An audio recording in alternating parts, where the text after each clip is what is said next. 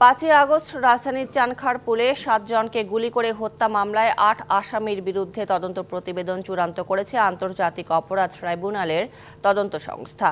জমা দেয়া হবে ঈদের পর। এদিকে একের পর এক তথ্য ফাঁসে বিব্রত প্রসিকিউশন।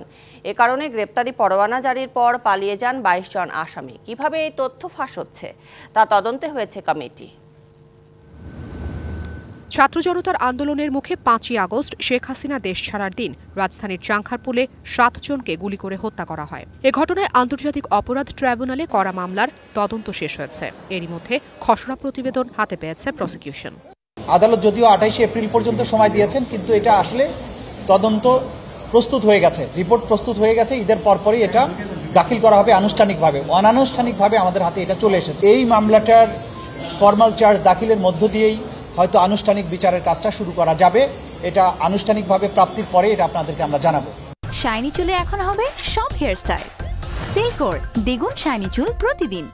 এদিকে তথ্য ফাঁস হচ্ছে।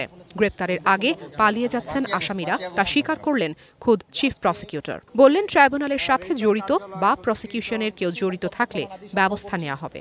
যদি আমরা প্রমাণ পাই যে প্রসিকিউশনের অফিসের কেউ, প্রসিকিউশন টিমের সদস্য কেউ, অথবা ট্রাইব্যুনালের কোনো কর্মকর্তা কর্মচারী যারাই হোক, যারা এই ধরনের তথ্য ফাঁসের সাথে জড়িত হবে, তাদেরকে আইনের আওতায় আনা হবে এবং দৃষ্টান্তমূলক শাস্তির মুখোমুখি করা হবে।